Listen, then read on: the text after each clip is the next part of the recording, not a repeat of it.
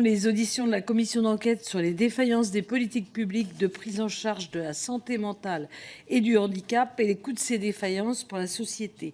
Je vous souhaite la bienvenue, Monsieur Édouard Geoffray, ministre de l'Éducation nationale. Monsieur le ministre, merci de vous être rendu disponible dans un délai assez court. Nous terminons tout un cycle d'auditions depuis 2 mois et nous voulions vous entendre car l'éducation nationale est au cœur de bien des problèmes traités par notre commission d'enquête.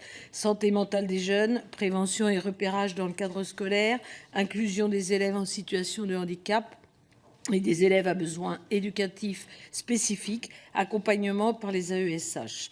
Je vais vous laisser la parole pour un propos liminaire d'une dizaine de minutes afin que nous puissions échanger ensuite. Auparavant, je vous rappelle que l'article 6 de l'ordonnance du 17 novembre 1958 relative au fonctionnement des assemblées parlementaires impose aux personnes auditionnées par une commission d'enquête de prêter serment de dire la vérité, toute la vérité, rien que la vérité. Donc je vous invite à lever la main droite et à dire « je le jure ». Je le jure. Je vous remercie et je vous laisse la parole. Merci Madame la Présidente, Monsieur le rapporteur, Mesdames et Messieurs.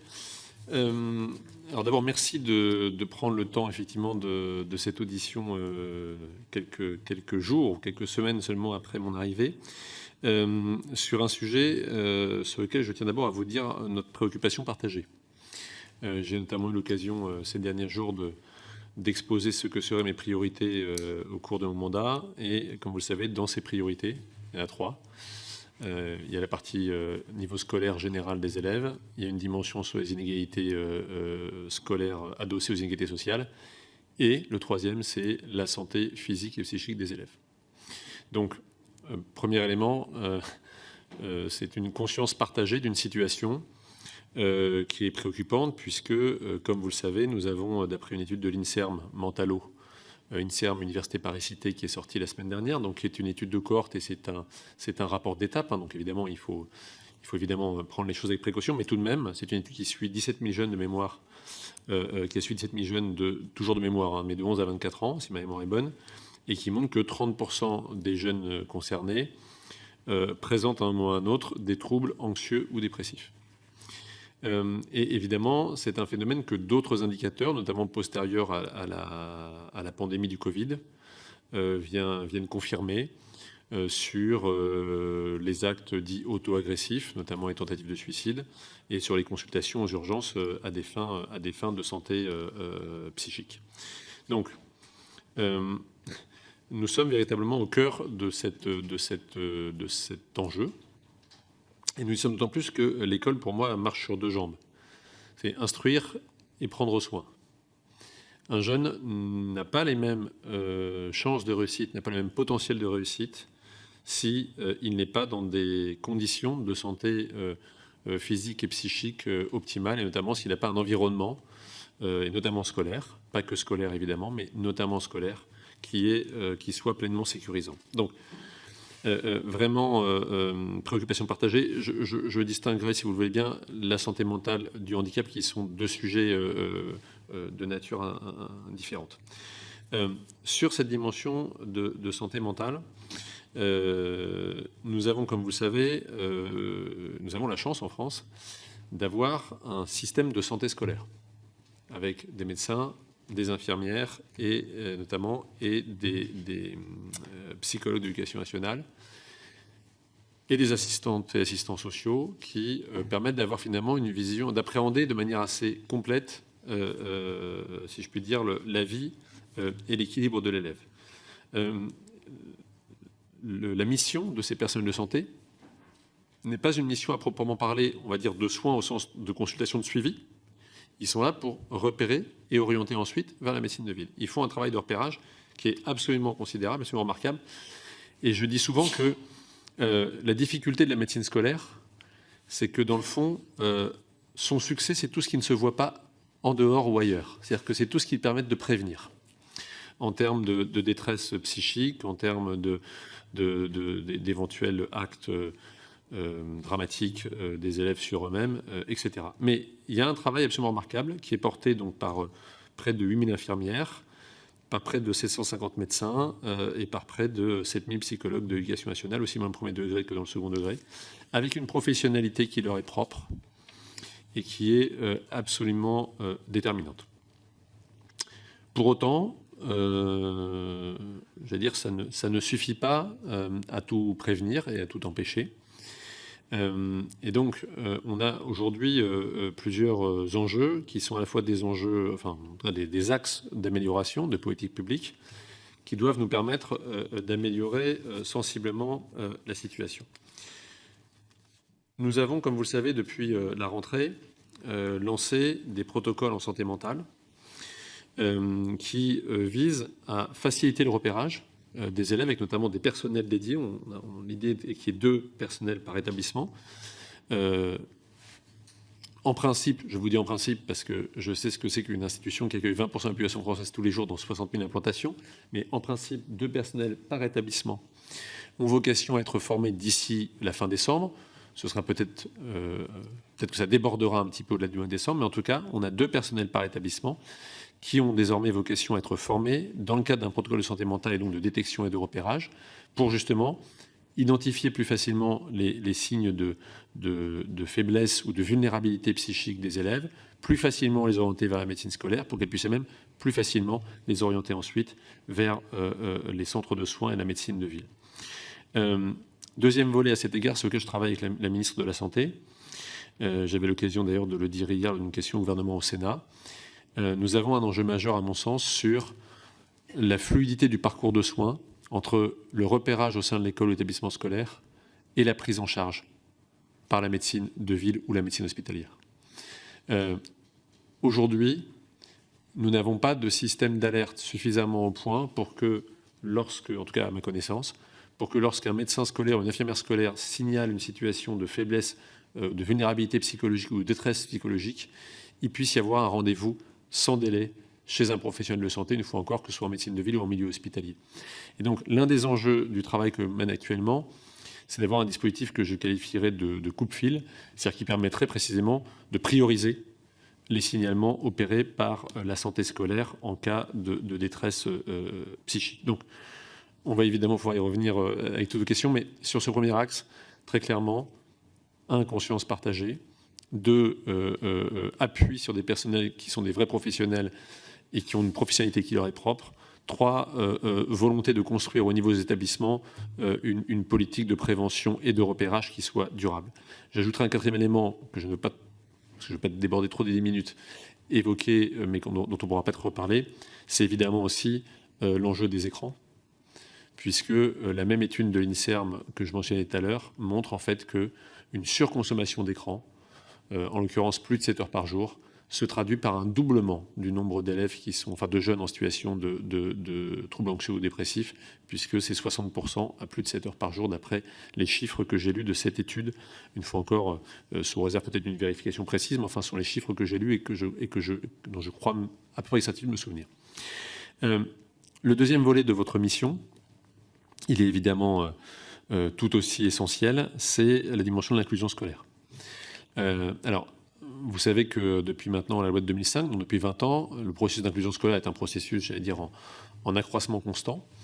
D'ailleurs, à rebours de la démographie générale. Nous perdons plus d'un % d'élèves chaque année et nous voyons au contraire les élèves en situation de handicap augmenter chaque année de l'ordre de 5 à 6%. Et les élèves en situation de handicap ayant une prescription d'aide humaine, donc avec l'accompagnement d'un accompagnant d'enfants en situation de handicap, un AESH, augmenter plutôt de plus 10 à plus 11% chaque année.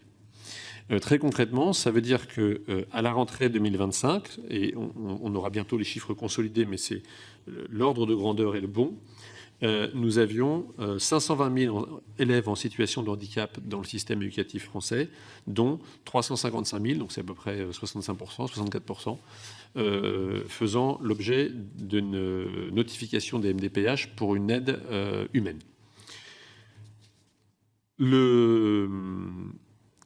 Je n'ignore, hélas, aucune des difficultés que nous rencontrons à achever pleinement l'inclusion scolaire. Mais j'aimerais quand même dire, avant d'en parler, ce qui a été mis en place depuis maintenant une dizaine d'années et que je crois quand même absolument remarquable. Nous avons aujourd'hui un véritable service public de l'école inclusive en France. Nous avons 146 000 accompagnant d'élèves en situation de handicap. Loi de finances après loi de finances, le Parlement a systématiquement voté un accroissement de ses moyens. C'est plus 70% en 7 ans. Progressivement, la situation de ces professionnels a connu un dispositif, j'allais dire progressif, par sédimentation d'amélioration de leur situation statutaire. Ils sont désormais en CDI après 3 ans. Ils ont une formation initiale obligatoire de 60 heures. Ils ont vu leur rémunération augmenter de 13% ces dernières années. Est-ce que tout cela est suffisant et permet de répondre à l'intégralité du besoin ? Alors très clairement aujourd'hui, vous le savez, d'ailleurs les chiffres sont sortis il y a quelques jours, même s'ils sont un tout petit peu probablement datés et qui nécessitent une réactualisation.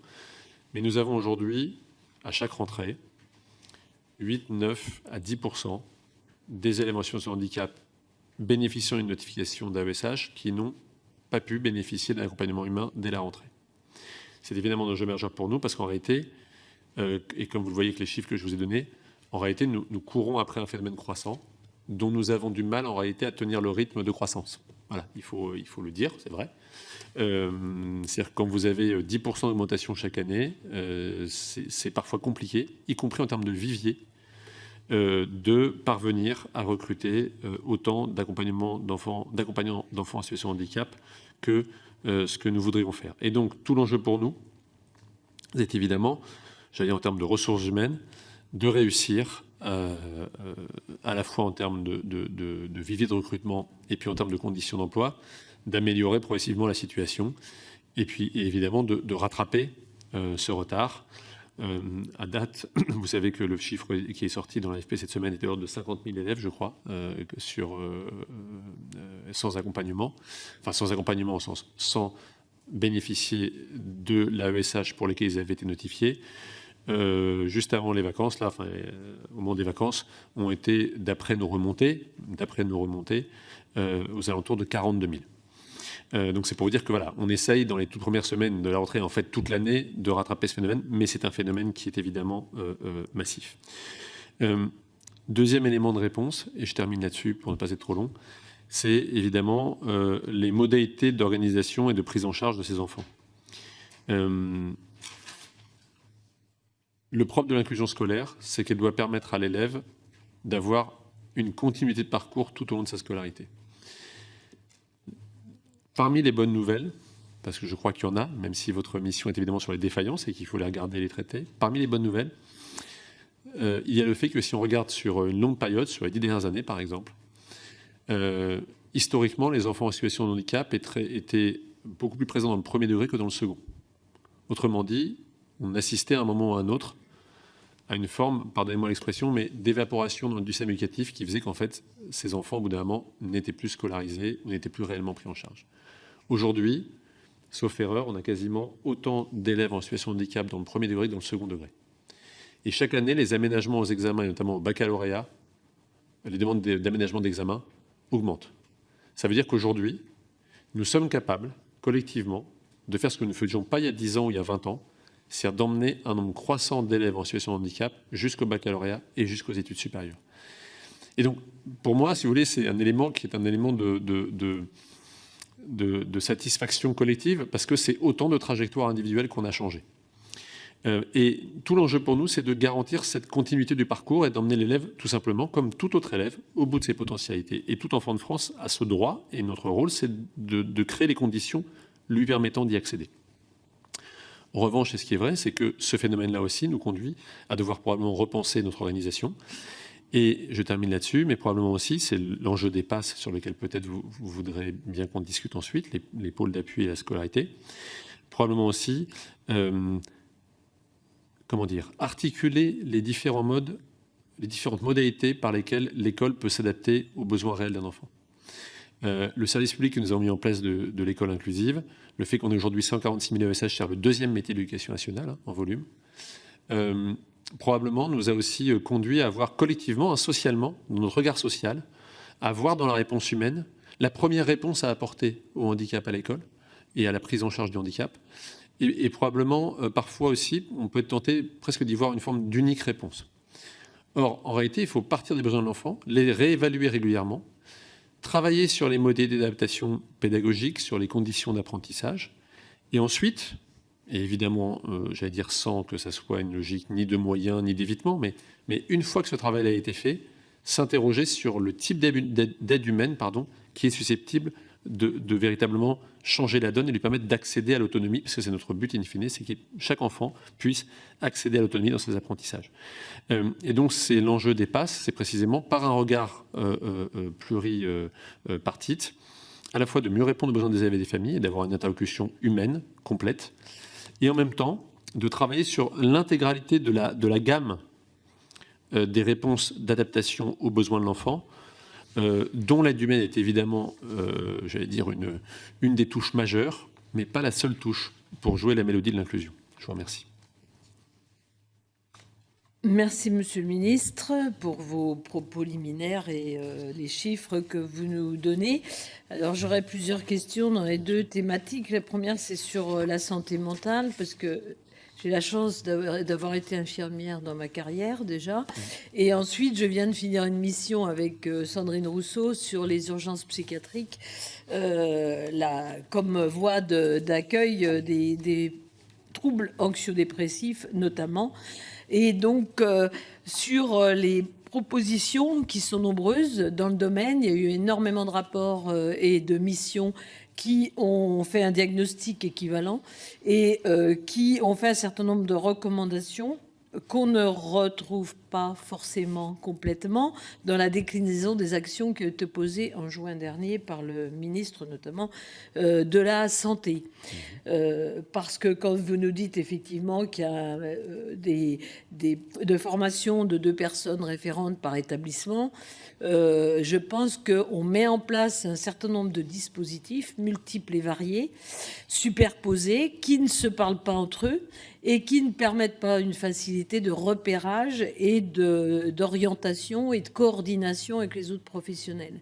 Et je pense qu'il y a une population qui est bien à même de le faire, ce sont les infirmières scolaires, dont on a un besoin cruel, avec une attractivité de métier qui est un peu compliquée, mais je pense que c'est sans doute la personne la plus habilitée à faire du repérage et à faire de l'orientation plus adaptée, même si c'est difficile en termes de coordination, et qu'effectivement, ce qui se repère à l'école a une difficulté à trouver un professionnel en extra-scolaire pour répondre à la demande et aux souhaits. Alors, sur le dispositif de coupe-fil sur les centres médicaux psychologiques, ça, c'est sûr que c'est plutôt une bonne idée. Mais je pense qu'il faut qu'on se garde de faire des tas de référents, de formation premiers secours en santé mentale, qui sont des bonnes idées, mais qui rajoutent des gens dans le système. Donc je pense qu'il faut faire simple et plutôt renforcer les moyens existants. Ça, c'est pour les infirmières, mais il y a aussi les psychologues dans l'éducation nationale qui sont occupés plutôt à l'orientation qu'à la prise en charge des jeunes. Et je pense que ce serait bien de peut-être pouvoir leur redonner une mission plus adaptée.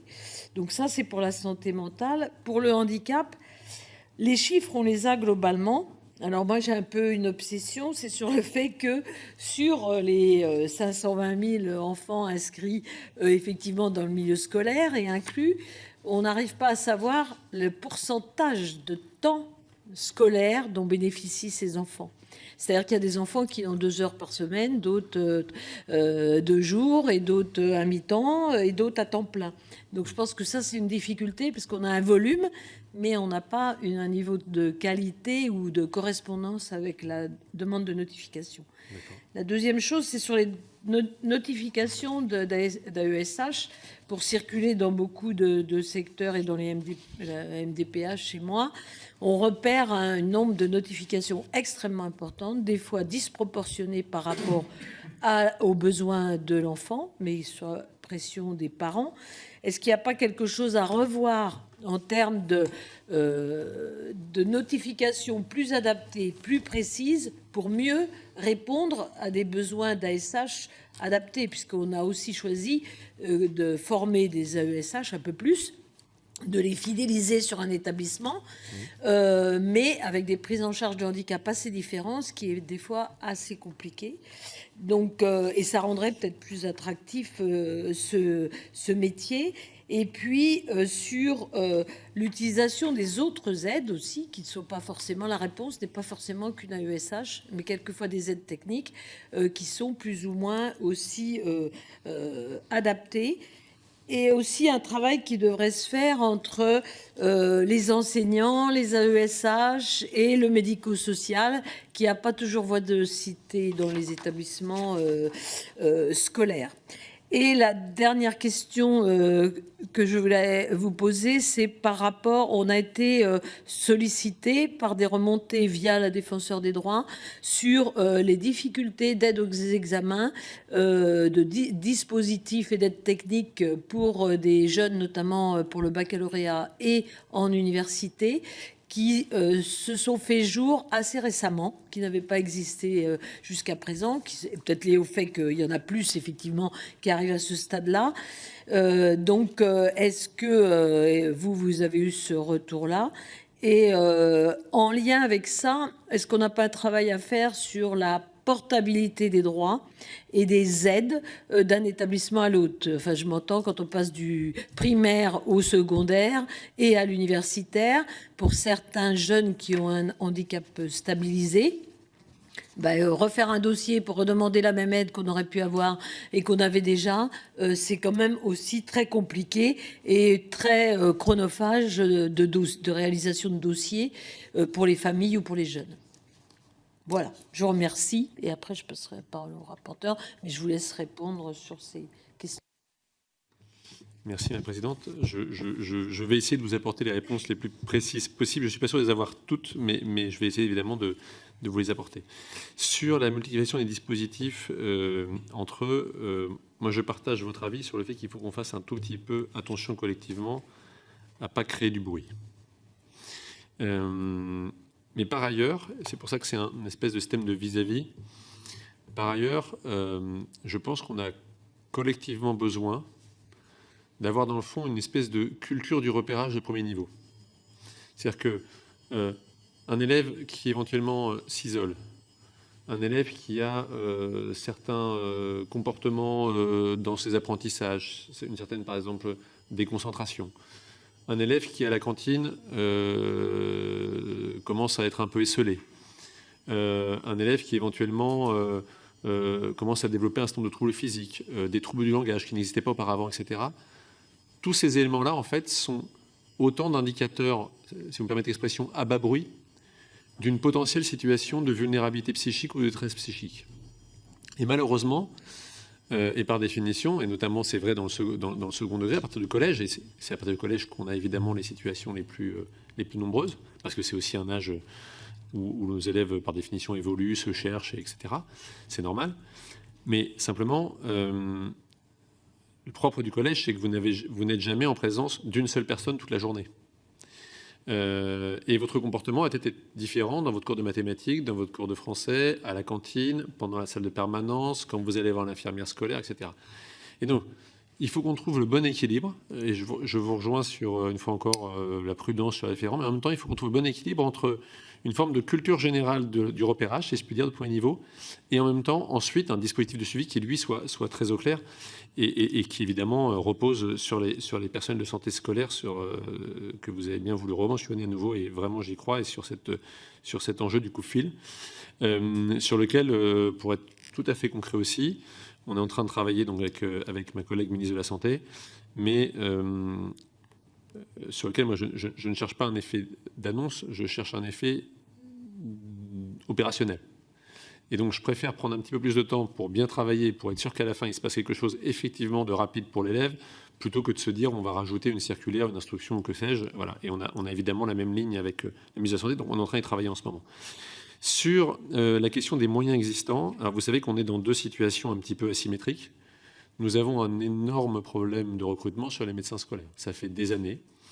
On a grosso modo chaque année à peu près 1500 postes qui sont ouverts en loi de finances et on parvient à maintenir à peu près, on a en gros entre 700 et 750 postes pourvus selon les années, selon les moments de l'année.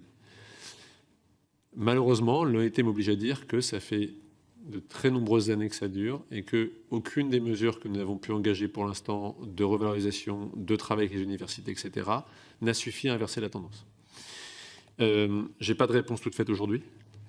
Ça fait partie, puisque je vous dis que c'était un de mes chantiers, ça fait partie des sujets prioritaires sur lesquels j'ai demandé aux équipes de se pencher, sur lesquels évidemment je vais me pencher avec les organisations syndicales, parce que je veux travailler main dans la main sur tous les sujets avec les organisations syndicales et ensemble des partenaires de l'école. Mais c'est un sujet qu'aujourd'hui, dont j'observe qu'en dépit de la bonne volonté unanimement partagée par tous ceux qui m'ont précédé, par le Parlement et par l'ensemble de la communauté, nous n'avons pas réussi à inverser la tendance. Sur les infirmiers et psychologues d'éducation nationale, en revanche, la situation est plus favorable. C'est-à-dire que grosso modo, enfin pas grosso modo, mais globalement plutôt, nous arrivons à satisfaire les postes au concours et à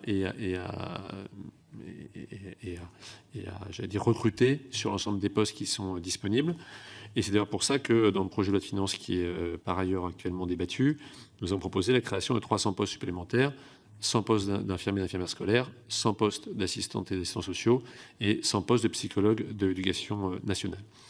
L'un des enjeux pour moi étant de veiller à ce que lorsqu'on met en place des équipes et qu'on renforce les moyens, si vous voulez, en loi de finances, ça fait des postes ou des ETP, comme on dit. Dans la réalité, il faut qu'on prenne garde à éviter le saupoudrage et avoir véritablement des équipes qui soient construites, qui soient mises en situation de travailler ensemble au service du bien-être des élèves, du repérage des éventuels troubles et de leur orientation par la suite. Sur la question du handicap, alors je ne sais pas ici, devant vous, répondre à la question du pourcentage du temps scolaire que ça représente. Le principe, c'est la scolarisation intégrale. Je pense pouvoir dire que la très grande majorité des élèves en situation de handicap aujourd'hui sont normalement scolarisés sur l'intégralité du temps scolaire. Il est tout aussi vrai que ce n'est pas le cas d'un certain nombre d'entre eux. D'abord, nous avons des élèves qui sont aujourd'hui, comme vous le savez, même s'ils sont très minoritaires, mais nous avons des élèves qui en fait sont sans solution véritablement de prise en charge. C'est-à-dire qu'ils ne sont pas en situation d'aller à l'école et ils n'ont pas pour autant de place disponible dans l'immédiat dans un établissement médico-social.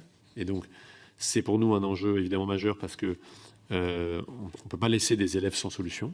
Donc, pour moi, ça fait partie des publics prioritaires dans le travail qu'on mène évidemment avec ma collègue ministre des délégués aux personnes handicapées et avec la ministre de la Santé.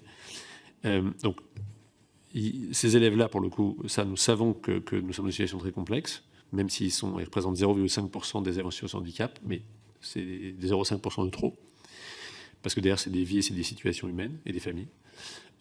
Pour les autres, je ne crois pas, je me tourne vers mes sachants, mais je ne crois pas que nous n'avons pas jusqu'à présent d'études, de remontées précises qui permettent de quantifier ce besoin. En revanche, je vous rejoins complètement sur le fait qu'il faudrait pouvoir le quantifier. Donc, alors évidemment, c'est des choses qui sont difficiles à mettre en place en cours d'année, y compris parce que la situation évolue. Mais moi, je suis tout à fait partant sous réserve de la faisabilité, mais je suis tout à fait partant pour qu'à la rentrée prochaine, et en amont de la rentrée prochaine, puisque les études en fait commencent dès le mois de juillet, nous demandions aux académies de nous faire remonter à minima le pourcentage d'élèves qui ne peuvent pas être pris en charge à 100%, à minima. C'est-à-dire qu'on puisse savoir de quoi on parle et qu'on puisse revenir à la rentrée prochaine en disant, écoutez, voilà, sur les enfants en situation de handicap, il y a X% d'enfants qui ne passent pas l'intégralité du temps scolaire à l'école. Ensuite, honnêtement, en termes de nombre d'heures, etc., je pense que, je ne suis pas sûr qu'on soit jamais capable de faire remonter à l'échelle de 550 000 personnes, mais en revanche, sur cette partie-là, évidemment, je m'y engage très clairement. Sur la dimension de notification. Alors, c'est un débat qui remonte, qui est entretenu depuis plusieurs années, enfin qui s'entretient depuis plusieurs années, parce que c'est une question évidemment fondamentale, sur laquelle d'ailleurs votre Assemblée s'est penchée plusieurs fois, y compris dans le cadre de l'examen de propositions de loi. Pour moi, le principal sujet aujourd'hui est le suivant. Alors, en fait, il faut prendre en réalité l'ensemble de la chaîne. Le point de départ de la chaîne, c'est les demandes formulées par les parents avec l'appui évidemment et dans le cadre d'une relation avec les médecins qui suivent leur enfant, d'un éventuel accompagnement. et dont on sait qu'il est très variable selon le territoire, et parfois même d'ailleurs selon la sociologie. C'est-à-dire que plus une famille est favorisée, plus elle va avoir le réflexe, et peut-être aussi les outils pour demander, peut-être plus facilement que d'autres, ce type d'accompagnement. Nous avons ensuite la MDPH qui rend un avis, j'allais dire, médicalement fondé au regard d'un besoin d'aide humaine qu'elle va chercher à quantifier. La difficulté, à mon sens, principale du dispositif aujourd'hui, c'est qu'au moment où la MDPH fait sa prescription, elle l'a fait, si vous me permettez, à l'aveugle sur l'environnement scolaire de l'élève. Non pas à l'aveugle sur le besoin médical de l'élève, mais sur l'environnement scolaire de l'élève. Autrement dit, je suis une MDPH, je prescris une notification à Édouard Geffray. Je ne sais pas si Édouard Geffray sera dans une classe où il y a déjà 3, 4 ou 0 AESH. Et c'est là que la difficulté commence à apparaître. Et donc, alors, l'une des façons de résoudre la question, c'est de savoir s'il faut une AESH ou un AESH individualisé ou une AESH mutualisée. Il est probable, à mon avis, en tout cas, il faut réfléchir à éventuellement faire évoluer ces pratiques-là pour, en fait, je vais dire, en tout cas, au minimum, éclairer la décision sur l'environnement de l'élève pour garantir sa prise en charge. Et puis, le troisième élément, c'est évidemment la dimension des autres aides. C'est-à-dire que tout ne peut passer par l'aide humaine. Et une fois encore, j'y reviens, je crois vraiment, et je dis ça après avoir discuté d'ores et déjà, puisque j'ai déjà vu la semaine dernière plusieurs acteurs de l'école inclusive, et je crois qu'on est tous d'accord pour dire que l'aide humaine ne peut pas être la seule modalité d'accompagnement et de prise en charge de l'enfant en situation de handicap. Pour une simple et bonne raison d'ailleurs, c'est que le risque, c'est paradoxalement d'externaliser la prise en charge. Certes dans la classe, mais en fait de la transférer sur l'AESH. Et ce n'est pas l'objet. Donc, de ce point de vue-là, il faut évidemment... Alors, il y a la dimension d'abord de prise en charge globale. C'est-à-dire que on oublie toujours qu'une école ou un établissement, c'est d'abord un collectif de travail, c'est une équipe au complet. Il y a la dimension évidemment du matériel pédagogique adapté, c'est ce que vous avez mentionné tout à l'heure. Ce sont des ordinateurs qui peuvent être adaptés, avec éventuellement des claviers adaptés, par exemple, pour les élèves qui sont dyslexiques. Ça peut être des éléments aussi qui permettent l'accessibilité, parce qu'on parle toujours de la compensation, mais la première entrée, en fait, c'est l'accessibilité. Je pense notamment pour les élèves qui soit sont malvoyants, soit sont malentendants ou sourds. De ce point de vue-là, l'enjeu des derniers mois et des dernières années, je crois, alors sur lequel je n'ai pas de chiffres aujourd'hui, mais sur lequel je suis tout à fait disposé à vous en communiquer si mes services en ont, c'est la réduction des délais. C'est-à-dire qu'il y a effectivement un droit au matériel pédagogique adapté. La question, c'est que si au mois de septembre, je demande un ordinateur et que je l'ai au mois de mars, j'ai perdu la moitié de mon année scolaire et même un peu plus, j'en ai perdu les 2 tiers. Il y a encore quelques années, on était sur plusieurs mois. On était parfois sur 4 à 6 mois. Aujourd'hui, la moyenne, me dit-on, c'est 7 semaines. 7 semaines, ça reste beaucoup, parce qu'à l'échelle d'une famille, c'est évidemment une période en fait, entre 2 vacances, mais ce sont des choses qu'il faut évidemment continuer à améliorer. Et je fais le lien de ce point de vue-là avec ce que vous m'indiquez sur la difficulté d'aide aux examens. Alors là, pour le coup, il faut vraiment que j'expertise la situation. Je n'exclus pas que ce soit lié effectivement à la forte croissance des demandes d'aménagement, mais pour le coup, ça, il faut vraiment que je regarde ça pour pouvoir vous répondre de manière parfaitement informée. Sur la portabilité des droits et des aides, alors c'est un sujet qui est un petit peu compliqué, parce qu'en réalité, il faut qu'on trouve le bon équilibre entre l'éventuelle, j'allais dire, permanence d'une situation de handicap et la nécessaire réévaluation périodique de la situation de la personne. Et c'est aussi important d'avoir cette clause de rendez-vous. Alors, il fut une époque où la clause de rendez-vous était annuelle. Grosso modo, les parents avaient l'impression d'avoir fini un dossier qui remplissait déjà le suivant. Parce qu'évidemment, il faut avoir un certain nombre d'entretiens médicaux. Voilà. Donc, ils arrivaient à la rentrée en ayant rempli leur dossier. Et puis, dès le mois ils commençaient à y penser le mois de décembre, le mois de janvier pour l'année suivante. Et à ce moment-là, c'est évidemment quelque chose qui est douloureux d'abord, parce qu'on n'a pas besoin de réécrire 57 fois les difficultés de son enfant. Voilà, des choses qui peuvent être douloureuses à vivre pour les familles. Et ensuite, administrativement, non déterminant. Parce que si on connaît la situation de l'enfant et que cette situation est malheureusement inscrite dans la durée, on n'a pas besoin de voir les gens chaque année. On raisonne désormais, comme vous le savez, par cycle, c'est-à-dire par cycle de 3 ans. Est-ce qu'il faudrait penser les choses différemment, notamment avec l'âge ? Je suis assez ouvert à la question.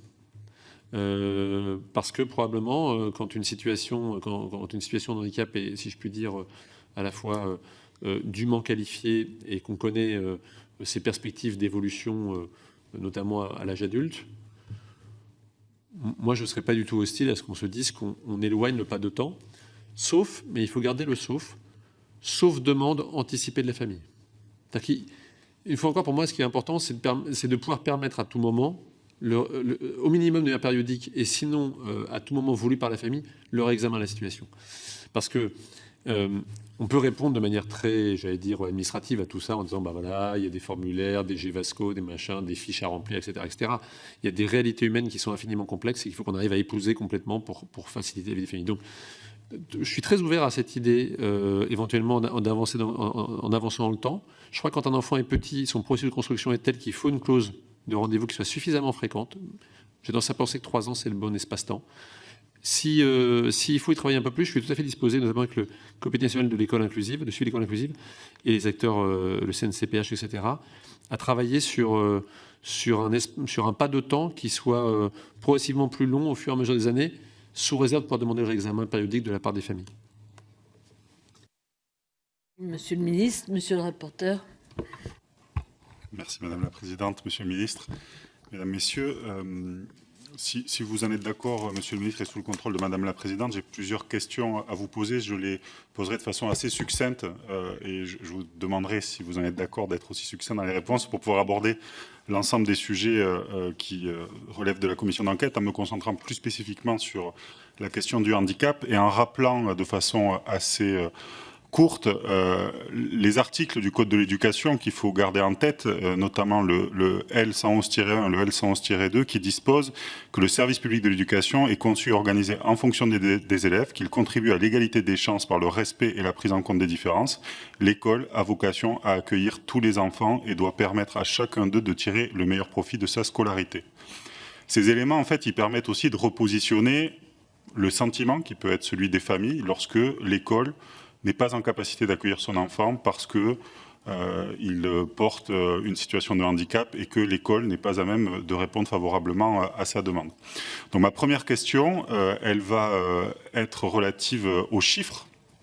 On a en effet des éléments qui nous ont été transmis par la Direction générale de l'enseignement scolaire, que vous connaissez bien, qui font état, en septembre 2025, photographie rentrée scolaire 2025, de près de 50 000 enfants sans solution d'accompagnement à ESH. Donc déjà, le chiffre en valeur absolue est assez vertigineux. Et surtout, par rapport à la rentrée scolaire 2024, donc la même photographie faite un an auparavant, on avait 36 000 enfants qui étaient sans solution. Donc on a une dégradation du chiffre qui ne peut que nous inquiéter.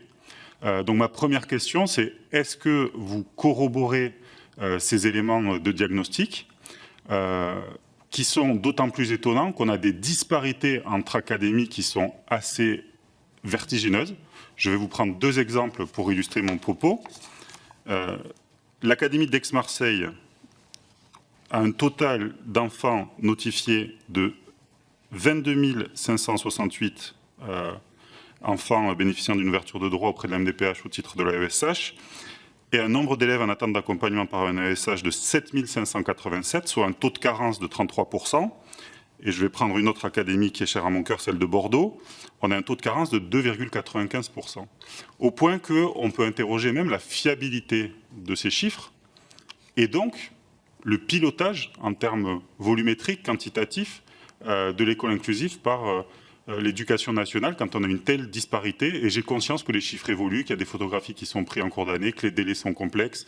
Tout ça, j'en ai pleinement conscience et j'aimerais avoir votre retour par rapport à cette évaluation, entre guillemets, qui me semble décisive sur une politique publique qui concerne plus de 500 000 enfants, plus de 140 000 AESH et plus de 350 000 enfants en situation de handicap avec une notification d'AESH. Merci, monsieur le rapporteur. Alors, d'abord, merci d'avoir rappelé les termes de la loi, parce que c'est effectivement notre boussole. Et c'est une boussole qui, parfois, dans le débat public, ça ne nous a pas échappé, parfois remise en cause. Et nous, elle reste la boussole. On a vocation à assurer le parcours scolaire des enfants et à accueillir les enfants dans les meilleures conditions possibles. Alors, sur les enfants qui sont sans accompagnement, enfin sans AESH. Donc, effectivement, moi, les chiffres qu'on m'a communiqués, j'ai réagi un petit peu comme vous, mais c'est effectivement 50 000 à la rentrée. On me dit qu'à date, c'est 42 000. Alors, je n'ai pas encore, évidemment, toutes les expertises pour expliquer les différences académiques, etc. Il y a probablement, il y a une réalité, il y a des situations locales et il y a une interrogation. Je prends d'abord l'interrogation en termes de remontée de chiffres. Les remontées, en fait, elles interviennent un petit peu au fil de l'eau. Je pense qu'on peut considérer malheureusement que l'ordre de grandeur est le bon. À l'unité près, je peux aussi imaginer que dans telle ou telle académie, à tel ou tel endroit, on n'ait pas des chiffres absolument exacts. Mais si on était sur 50 000 à la rentrée et 42 000 aujourd'hui, ça peut jouer, je l'espère, à la baisse sur quelques milliers d'élèves, mais ça veut quand même dire qu'on a un sujet massif. Premier élément. Deuxième élément, j'aurais dit, mais c'est important, nous sommes sur une croissance à 2 chiffres du nombre d'élèves qui bénéficient d'une notification d'AESH chaque année. Et donc, si nous n'arrivons pas, en termes de vivier, à courir, si vous me permettez, aussi vite en termes de recrutement que l'augmentation des notifications des enfants en situation de handicap, pardonnez-moi, mécaniquement, en fait, les écarts s'accroissent en début d'année, se réduisent après, se réaccroissent, se réduisent à nouveau, etc. Et ensuite, s'agissant des académies, alors en l'occurrence, il faut que je vérifie attentivement. Voilà, je ne peux pas vous répondre comme ça parce que je n'ai pas les éléments académie par académie. Ça fait partie des travaux qu'on va avoir évidemment avec les académies, notamment en termes RH. L'effet vivier joue probablement. Il peut aussi probablement y avoir des effets d'organisation. C'est-à-dire que si ces écarts-là sont effectivement confirmés que ce n'est pas un problème de remontée statistique, mais que c'est un problème de fait, ça veut probablement dire qu'il y a des enjeux d'organisation qui sont à reprendre en partageant les meilleures pratiques. Voilà. Aujourd'hui, je ne suis pas capable de vous apporter une réponse définitive sur les causes, mais ce qui est sûr, c'est que ces disparités, elles ne peuvent pas demeurer. Et donc, dès le début de la semaine prochaine, je vais travailler avec les recteurs. J'ai demandé aux recteurs de se rapprocher les uns des autres, de travailler là-dessus, à la fois pour fiabiliser évidemment la remontée au cas où ce serait lié à ça, mais aussi et surtout pour partager entre eux les bonnes pratiques. Merci, je vous rejoins sur les éléments diagnostiques. Vous n'avez pas répondu sur la dégradation, puisqu'on est passé, photographie de septembre 2024, 36 000, aujourd'hui 50 000, donc c'est quand même assez notable, 34% d'augmentation. Il y a les éléments d'explication sur les délais de traitement MDPH, les viviers, ils n'ont pas été chamboulés entre ces 2 photographies, donc est-ce que ça c'est un point qui suscite pas chez vous une inquiétude particulière ? Alors, d'abord, évidemment, l'inquiétude, si, après ça, enfin, par nature, parce qu'on ne peut pas se satisfaire d'une situation comme celle-ci. Simplement, une fois encore, lorsque vous avez, et pardon d'insister là-dessus, mais c'est important, en réalité, concrètement, nous avons entre 30 et 35 000 élèves supplémentaires par an qui font l'objet d'une notification. Et donc, je crains que l'augmentation que vous mentionnez corresponde, en fait, à un écart entre l'augmentation du nombre d'élèves et ce que nous avons été en mesure, en face, de mettre en place en termes d'accompagnement par des AESH. C'est pour ça qu'il y a un peu, si vous permettez, un effet de je sais pas comment on appelle ça, enfin, un effet de ciseau, quoi. Donc, la situation n'est objectivement pas bonne sur ce point-là, et ça c'est très clair, et préoccupante. Après, voilà, moi ma question c'est maintenant, comment est-ce que je peux faire en tant que ministre pour résoudre la situation ? Et pour résoudre la situation, il faut qu'on travaille collectivement sur le vivier, probablement les processus de mise en place et de suivi. Et de ce point de vue-là, les disparités académiques que vous mentionnez, si elles sont confirmées par des remontées de chiffres fiabilisées, ce qui est probable, exigent quand même un partage des bonnes pratiques entre académies. Les chiffres ont été transmis par la DGESCO qui a été auditionnée et qui a fait l'objet en plus d'un temps d'échange spécifique pour être certain en fait de la fiabilité, de bien comprendre les chiffres. Cette dégradation est quand même inquiétante. Il y a, en parallèle de ce que vous évoquez sur la montée en croissance, on a quand même cette réussite aussi de l'école inclusive. Je ne suis pas uniquement dans l'acrimonie ou la critique facile, c'est qu'aujourd'hui, les questions se posent aussi dans l'entrée à l'université, ce qui est plutôt une bonne chose, dans le lycée, qui n'était peut-être pas présent jusqu'à présent. Donc il y a une volumétrie aussi qui évolue au fil du temps. Il y a une question aussi de la désinstitutionnalisation, et le lien avec le médico-social, il doit être interrogé. Et ensuite, une acculturation aussi de l'accès aux droits par les familles, qui est beaucoup plus forte probablement qu'il y a 20 ans. Pour autant, je ne peux que regretter et même émettre une certaine forme de surprise sur ce que je considère comme étant un déficit de pilotage, parce qu'il est étonnant qu'on n'ait pas des chiffres consolidés sur un tel volume. Ce sera une conclusion du rapport, et que ce soit sur des remontées d'enquête qui sont avec des éléments très surprenants, je pense qu'il y a une marge de progrès conséquente à réaliser pour avoir un diagnostic qui soit réellement partagé.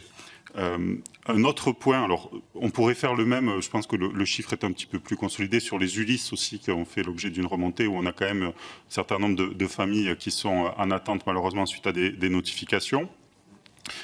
Sur la question de l'effectivité, je rejoins Madame la Présidente par rapport à ces propos, parce que les familles aussi sont en incompréhension vis-à-vis de la non-effectivité des droits. Lorsque vous avez une AESH qui est présente un petit peu à la rentrée, puis qui devient absente sur les AESH mutualisés, où on a le sentiment aussi qu'on a des régulations financières sur les prises en charge sur les AESH mutualisés, qui représentent près de 63% des accompagnements des enfants en situation de handicap. Donc moi, ce que je vous invite, en tout cas Madame la Ministre Charlotte Parmentier-Lecocq, à acquiescer à la demande, c'est il faut un grand acte de transparence sur ces sujets-là, parce que l'opacité aussi, elle érode la confiance qui peut être adressée par les familles à l'éducation nationale et à l'école. Et on a aussi, quand ce rapport vis-à-vis de l'éducation nationale et vis-à-vis de l'école devient défiant, on a souvent des inclusions scolaires qui sont plus compliquées.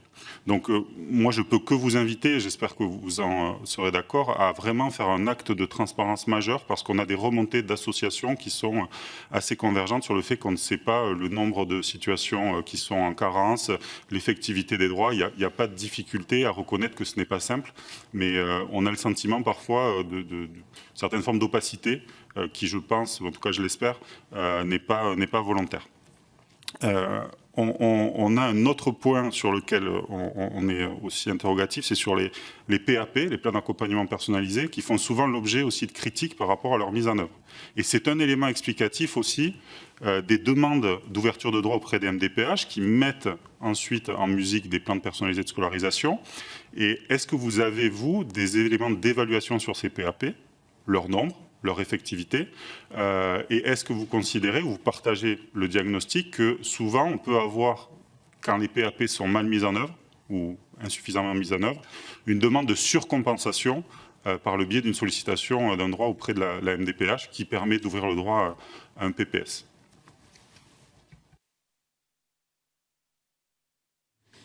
Merci, merci monsieur le rapporteur. Alors, plusieurs éléments. D'abord, sur la fiabilité des remontées, c'est un sujet qui malheureusement n'est pas propre à la situation de handicap. Je rappelle juste un point, mais lundi matin, à 9h du matin, 20% de la population française sera dans l'institution scolaire avec 60 000 implantations. Et voilà, la réalité de notre institution, c'est celle-ci. Et donc, il faut évidemment, et vraiment je suis le premier à le partager, votre point de vue, fiabiliser les données, organiser la remontée, etc. Mais il faut savoir que les outils que nous disposons, alors effectivement, on procède du coup par remontées académiques qui sont synthétisées au niveau national, etc., sont objectivement aujourd'hui d'une certaine lourdeur. Et donc je ne peux que souscrire au fait qu'il faut qu'on les améliore et qu'on puisse vous donner tous les éléments. Et de ce point de vue-là, je n'ai absolument alors, vraiment aucune difficulté sur la transparence. Et d'ailleurs, en principe, mes services que vous avez auditionnés ont dû vous transmettre tous les éléments qui étaient à leur disposition.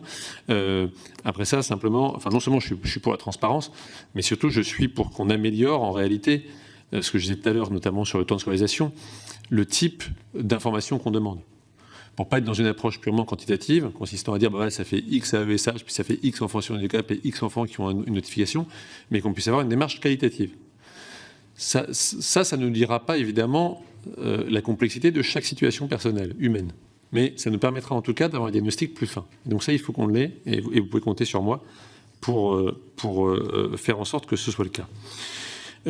Sur les ULIS, Donc vous savez qu'on a aujourd'hui 11 416 exactement dispositifs Ulysse. On en a créé 312 à la rentrée 2025. On propose d'en recréer 300 supplémentaires à la rentrée 2026, donc dans l'actuel projet de loi de finances qui est soumis au débat parlementaire. La cible étant qu'on en ait à la rentrée 2027, normalement, au moins une par collège. Parce que l'enjeu, c'est pas seulement d'en avoir, entre guillemets, au sens qualitatif, mais c'est de faire en sorte que le maillage territorial d'Ulysse couvre le maillage territorial des établissements. Si je suis obligé de dire à une famille qu'elle va faire 20 km ou je ne sais pas combien pour trouver un collège où il y a une Ulysse qui puisse accueillir son enfant, en réalité, je ne lui aurais pas rendu service. Donc, pour moi, l'une des priorités, c'est de faire en sorte que le maillage territorial soit, entre guillemets, intégral. C'est-à-dire que l'Ulysse fasse partie désormais de l'organisation normale d'un établissement scolaire.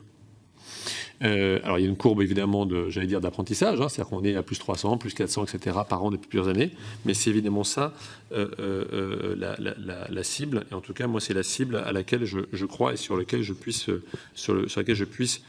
m'engager. Sur la stabilisation des données aussi, un point important, c'est que nous avons désormais, comme vous le savez, le livret de parcours inclusif. Et son développement progressif doit évidemment nous permettre de répondre enfin, nous permettre de fiabiliser les données, d'avoir quelque chose de beaucoup plus fin. Sur les PAP, donc, on en a 45 000 dans le premier degré, me dit-on.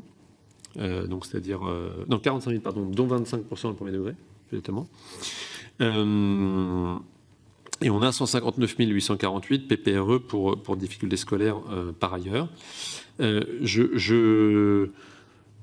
Honnêtement, je ne dispose pas à date, mais ça n'est pas des choses qu'il faut qu'on regarde, d'une étude, vous voyez, un peu, j'allais dire, scientifique fine, sur la qualité de mise en œuvre de ces PAP et leur effet sur la compensation. J'entends, j'allais dire instinctivement et empiriquement, j'ai tendance évidemment à partager votre remarque.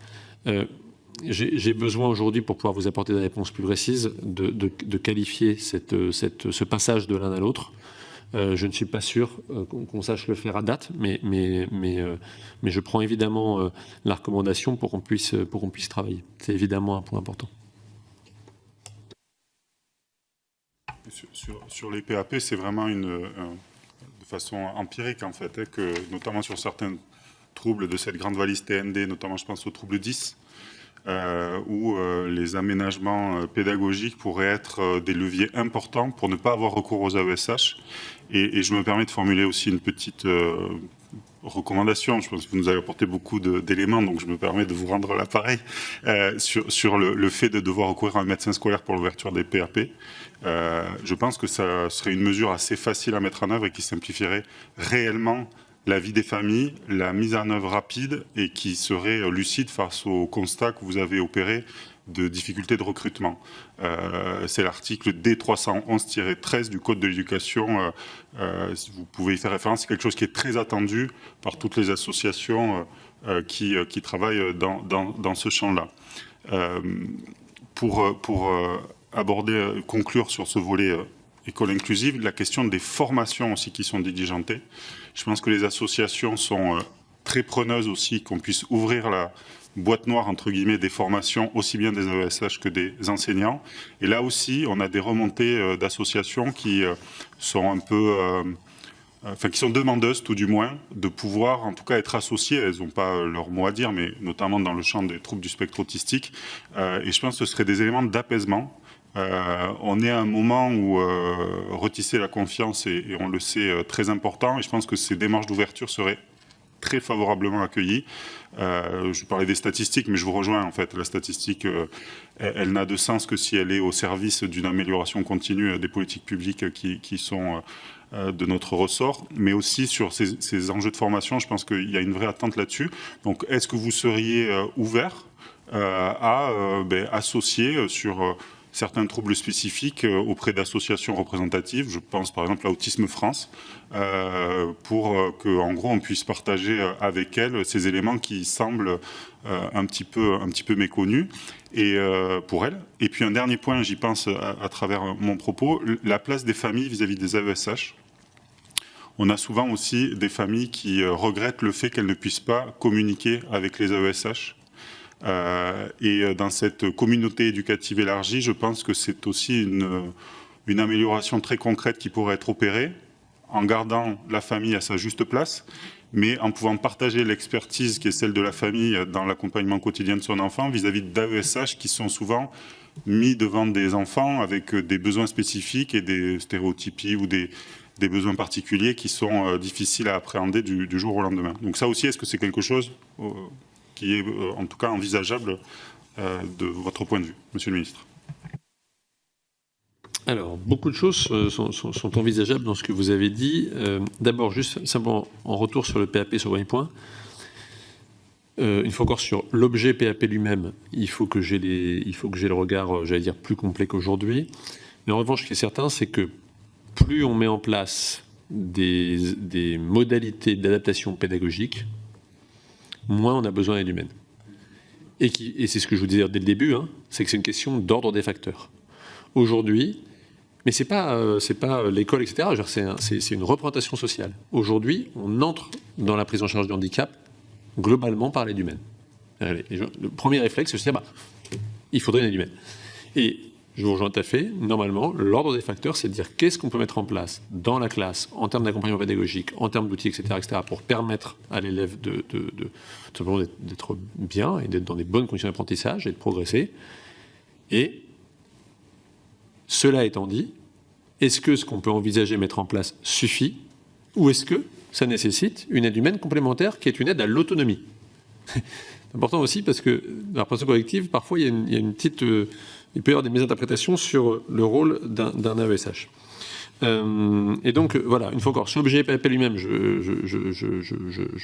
reviendrai vers vous avec, une fois que j'aurai fait une analyse plus complète, mais sur la trajectoire globale, je l'ai indiqué dans mon point introductif, je la reprends maintenant, et par conséquent, en fait, on se rejoint.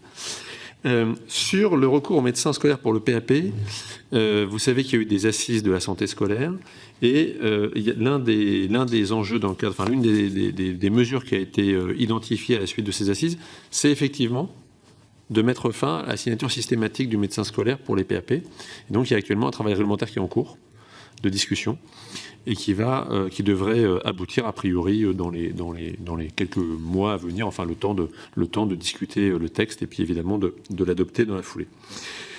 Sur les formations.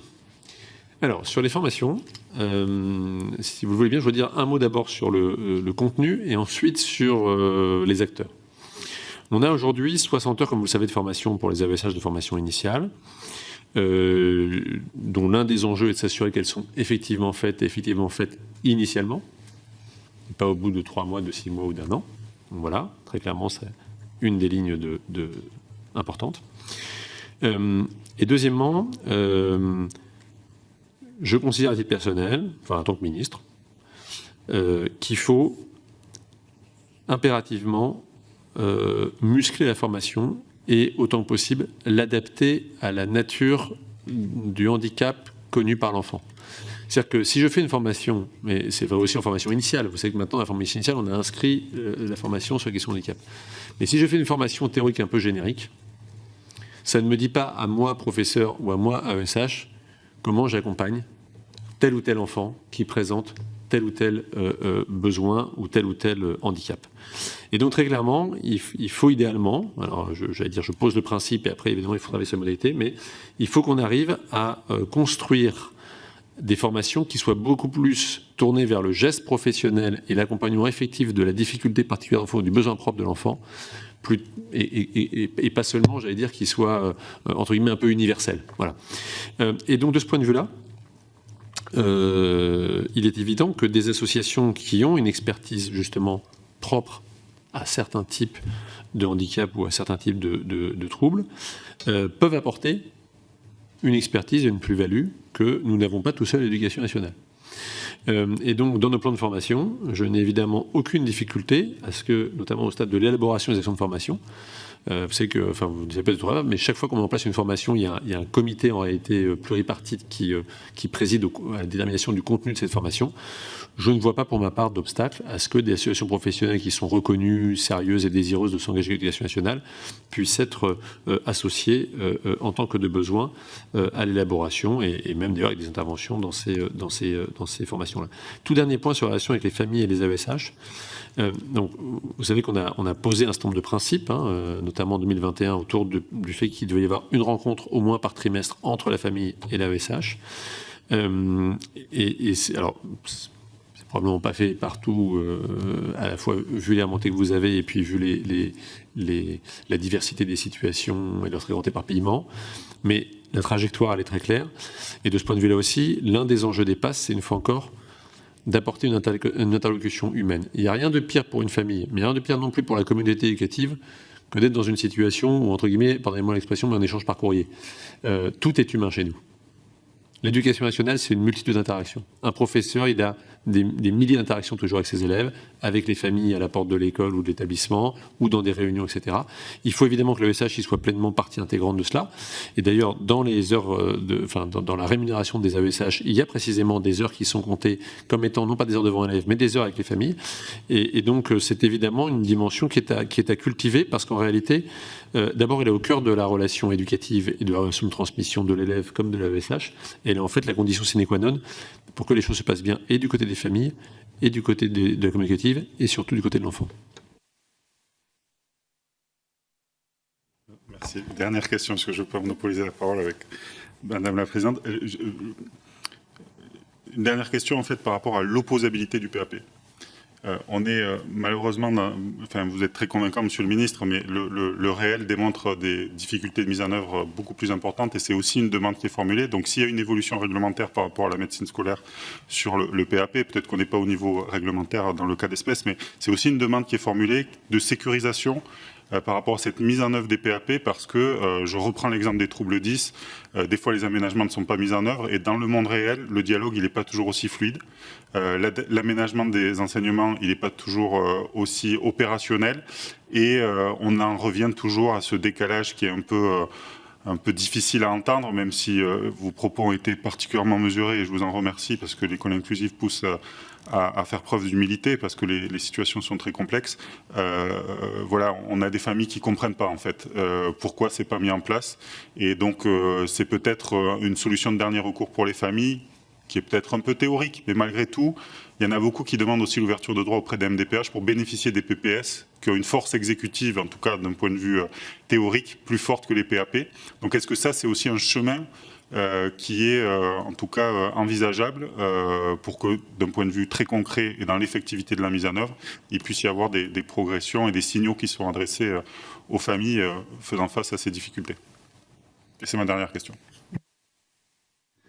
Mais de toute façon, je suis à votre disposition en tant que de besoin. Donc, alors, plusieurs choses par rapport à ça. D'abord, et malgré tout, mais effectivement, dans un paysage qui est complexe, je voudrais quand même, de nouveau, rendre hommage à tout ce qui se fait et à l'action des professeurs qui, au quotidien, s'adaptent et font vraiment... J'en ai rencontré des centaines dans ma vie et quelques dizaines depuis 2 semaines, d'ores et déjà, qui vraiment... donnent le meilleur d'eux-mêmes pour permettre aux enfants de progresser. Vous savez, un professeur, on a aujourd'hui en France, il y a une personne active sur 30 qui dédie sa vie à faire progresser des enfants. Donc, un professeur, c'est jamais une satisfaction pour lui de voir un enfant dans une situation compliquée auquel il n'arrive pas à répondre aux besoins. Simplement, et en réponse à ce que vous dites, parce qu'il y a effectivement des situations qui sont non satisfaisantes et qui, par définition, au moment où la famille les vit, sont des situations qui sont paroxystiques et douloureuses, il ne faut pas que ces professeurs soient tout seuls. Et c'est pas l'affaire que du professeur, c'est aussi, il faut que le professeur il soit accompagné par des professionnels, il faut qu'il soit soutenu, il faut que quand on demande du matériel adapté, ça ne mette pas 6 mois à venir, ce que j'ai dit tout à l'heure, c'est pour ça qu'on a réduit les délais. De ce point de vue-là, les PASS, notamment, les pôles d'appui à la scolarité, qu'on a évoqués tout à l'heure, ont vocation, il va falloir évaluer tout ça, mais ont vocation à améliorer ce type de prise en charge et ont vocation à améliorer la réponse. Alors, l'opposabilité juridique, on a déjà aujourd'hui, donc comme vous savez, le livret de parcours inclusif, qui est quand même là aussi un outil de dialogue entre la famille et l'institution scolaire, un outil de lien, un outil de suivi, avec une dimension de contractualisation, donc qui donne vraiment une force à la prescription et à la nécessité de s'y adapter. On peut probablement aller plus loin. Je ne suis pas sûr, à titre strictement personnel, que l'opposabilité juridique suffirait à résoudre les situations. Je crois qu'il faut surtout se mettre en situation collectivement et collégialement, j'insiste sur cette dimension parce qu'il y a une dimension collégiale derrière tout ça, d'apporter l'appui nécessaire et suffisant pour qu'on puisse effectivement répondre aux prescriptions du PAP, aux inscriptions dans le PAP, et derrière qu'on puisse évidemment résoudre les situations qui sont, une fois encore, et je l'entends très bien, douloureuses pour les familles. Merci, Monsieur le Ministre. Je voulais apporter un élément aussi. J'étais dans un IME il y a quelques temps où on nous faisait apparaître aussi qu'il y a une complexification de la situation des enfants, notamment qui sont porteurs de handicap, mais aussi dans une famille monoparentale, mais aussi allophones, qui rend aussi les choses difficiles par rapport à l'inclusion et à la prise en charge avec une multitude d'intervenants qui ont quelquefois du mal à se coordonner entre le temps passé à l'IME et le temps scolarisé et la mobilité qui va avec, c'est-à-dire les transports à certains moments entre les deux sites. Ça, c'est une chose. Et puis, vous parliez de bonnes pratiques tout à l'heure. Je voudrais quand même vous en citer une, parce que ça existe aussi et qu'il faut être positif. Chez moi, j'ai un centre d'accueil des enfants malvoyants et non-voyants, dans lequel il y a des transcripteurs qui travaillent tout le temps avec les enseignants pour adapter les outils et le matériel nécessaire aux jeunes, puisque ça va de l'entrée en maternelle jusqu'à l'université, ce qui a conduit à mettre en œuvre un processus, une filière de prise en charge des jeunes dans les écoles maternelles, primaires, collège, lycée et une convention signée avec l'université. Donc, ça permet aussi de travailler dans le cadre d'une filière, une prise en charge de proximité de manière plus adaptée, avec une obsession, je dirais, des gens qui travaillent, c'est l'autonomie des jeunes. Et avec aussi quelquefois une difficulté à gérer les relations avec les parents. Et c'est là où, des fois, dans la prise en charge des enfants handicapés, les parents, des fois, sont très prégnants et ils demandent des niveaux d'aide supérieurs à ce que les encadrants, en fait, trouvent nécessaire pour l'enfant, parce qu'ils veulent le guider vers l'autonomie et non pas l'enfermer dans un processus. Donc je crois que c'est tout ça qui se joue et qui est intéressant, mais qui intéressant à regarder sur la totalité du parcours des jeunes. Je souscris effectivement largement à ce que vous dites. D'abord, on peut avoir effectivement des situations qui sont éminemment complexes. Et j'allais dire, moi, en tant que ministre, mon rôle, c'est aussi de faire en sorte que chacun des personnes de l'éducation nationale se sente apte à faire face à son métier, à répondre aux besoins de ses élèves. Il y a des situations qui sont extraordinairement complexes et donc des enfants qui ont des besoins, diversifiés. De ce point de vue-là, d'ailleurs, le caractère mixte IME-école, vous savez qu'on travaille actuellement, on a un nombre d'expérimentations qui augmente d'ailleurs sur les dispositifs intégrés, c'est-à-dire où l'IME et l'école partagent les mêmes murs, et pas seulement les mêmes murs, c'est-à-dire partagent aussi un certain nombre de temps en commun, et du coup facilite le passage de l'un à l'autre et donc le rendre possible. C'est des choses qu'il va falloir qu'on évalue là aussi. L'idée, c'est qu'on en ait une centaine d'ici 2 ans, mais on va évaluer en même temps pour voir en gros quels sont les bénéfices nets pour les enfants et évidemment pour l'institution scolaire. Donc, ça renvoie à la coopération entre le médico-social et l'institution scolaire qui doit être clairement beaucoup plus intégrée. Et puis, il y a la deuxième dimension que vous évoquez et que j'ai effectivement brièvement abordé tout à l'heure, mais je pense aussi qu'il y a un enjeu, en fait, quand une famille... je vais reprendre les choses dans un autre ordre. la situation de handicap est par définition quelque chose qui est toujours compliqué pour une famille et douloureux. Il y a un enjeu d'acceptation, il y a un enjeu de progression, et il y a un enjeu qui consiste à se demander quel est meilleur pour son enfant.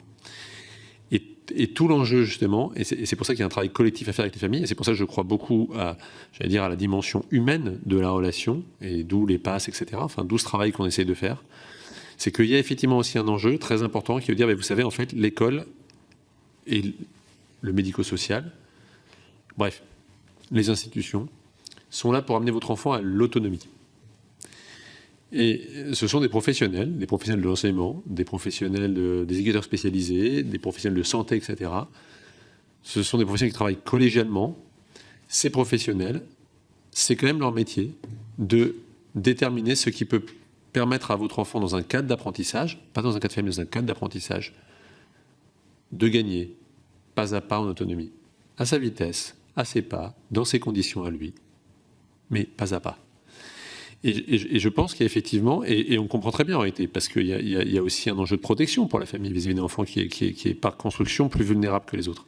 Mais il faut qu'on arrive collectivement à, préserver un dialogue entre une attente qui est légitime, mais qui, par définition, n'est pas toujours professionnelle, qui est d'abord familiale et affective, et puis un cadre professionnel qui est là pour accompagner l'enfant au bout de ses potentialités et permettre de progresser pas à pas. Et donc, tout ce qui, d'une certaine manière, facilite le dialogue, la relation, d'où le fait qu'il faut qu'il y ait des rendez-vous périodiques à l'école, c'est avec les ESH. En IME, je suis moins compétent pour vous prononcer, puisque, comme vous le savez, ça ne relève pas de mon portefeuille, mais même dans le dialogue aussi entre les professionnels du médico-social et l'éducation nationale, en réalité, derrière, c'est ce qui permet de changer la trajectoire individuelle de nos enfants en situation de handicap. Une dernière question. Merci beaucoup. Merci, monsieur le ministre. Pour appuyer vos propos, et en rappelant quand même, parce que je sais qu'au niveau de l'éducation nationale, on peut avoir cette tentation, je ne dis pas que c'est la vôtre, d'avoir un regard un peu critique sur les ouvertures de droits qui sont effectuées par les MDPH. Vous avez dit qu'elles les effectuent un peu à l'aveugle, sans avoir connaissance réellement de la façon dont les choses atterrissaient sur le terrain. Les MDPH sont des groupements d'intérêt public où l'éducation nationale est partie prenante. Le GEVASCO, le guide d'évaluation scolaire, est un élément extrêmement important dans l'évaluation des besoins des enfants. Les équipes pluridisciplinaires d'évaluation qui sont préalables aux commissions au CDAPH, aux commissions des droits et d'autonomie des personnes handicapées qui ouvrent les droits, sont avec des personnels de l'éducation nationale. Donc les choses sont assez imbriquées et pour autant on peut constater que malheureusement le dialogue n'est pas optimal encore entre les MDPH, l'éducation nationale et le secteur médico-social. Je pense qu'il y aurait des leviers d'amélioration assez significatifs en améliorant ce dialogue et peut-être, vous parliez de cette évolution qui est très attendue et que, à titre personnel, j'accueille très favorablement sur les PAP. Il y a peut-être aussi des mesures d'amélioration là-dessus, parce qu'on a quand même le sentiment sur le terrain qu'on est encore dans un état qui ne communique pas très bien avec lui-même dans l'intégralité de ses composantes, et un problème de fluidité, notamment dans l'accueil des soins, notamment les CESAD qui rencontrent encore quelques difficultés, des professionnels qui ont des difficultés aussi à interagir et à être accueillis sur les temps de scolarisation. Et ça, c'est des choses qui améliorent très concrètement la vie des familles, parce que souvent, et cette commission d'enquête, elle porte sur les coûts évités. Donc les coûts évités, c'est quoi? C'est pour les enfants concernés, éviter qu'il y ait des parcours de scolarisation fragmentés qui nuisent à leur réussite éducative, à leur réussite professionnelle future, et aussi les coûts évités pour les familles, car vous le savez aussi bien que moi, si ce n'est mieux, souvent c'est les mamans qui doivent arrêter de travailler quand les coordinations de soins, de parcours de scolarisation sont trop complexes. Et tout ce qui peut alléger cette charge pour les familles, je pense que ce serait vertueux aussi d'un point de vue économique, sans parler de la dimension humaine. Donc voilà, est-ce qu'il y a aussi des perspectives d'amélioration sur cette ouverture de l'école au médico-social, je pense au CESAD, mais aussi aux professionnels libéraux qui souvent en fait sont en difficulté. Des fois il y a un tampon ARS, mais quand vous rentrez devant le collège, on vous dit que vous n'avez pas le tampon de l'académie ou de l'éducation nationale, les portes restent closes pour des interventions d'orthophonistes, par exemple. Voilà. Donc est-ce que ça, c'est quelque chose que vous avez en tête ou pas du tout? Je suppose que oui. J'ai beaucoup de choses en tête sur le sujet. J'ai beaucoup de choses en tête et j'ai une détermination proportionnelle au volume d'idées que j'ai. Donc, c'est vous dire si elle est haute. Simplement, peut-être juste, si vous me permettez, d'abord une clarification. Quand j'ai dit tout à l'heure que la MDPH statuait à l'aveugle sur les conditions de scolarisation de l'enfant, c'est évidemment pas une façon de remettre en cause les MDPH, c'est que les informations dont elles disposent ne portent pas en fait sur les conditions dans lesquelles l'enfant va être scolarisé. Et pour cause d'ailleurs, parce qu'elles le font par anticipation le plus souvent. Donc, on a un sujet là-dessus. Et donc, elles n'y sont pour rien. Mais simplement, si elles prescrivent une aide individuelle à Édouard Geffray sans savoir que ses 3 voisins de classe ont eux-mêmes une aide individuelle, au bout d'un moment, j'ai un professeur qui a 4 AESH dans sa classe. Et je ne suis pas sûr que ce soit un système optimal pour personne en réalité. Donc, ni pour l'enfant, ni pour les AESH, ni pour le professeur. Donc, et c'est pour ça d'ailleurs que, comme vous le savez, il y a une proposition de loi, je crois, de Mme Étude Delpech qui est en discussion et qui s'interroge justement sur le fonctionnement des passes, la clé de la bonne articulation finalement entre les MDPH, qui, comme vous l'appelez, effectivement sont des GIP, et l'éducation nationale.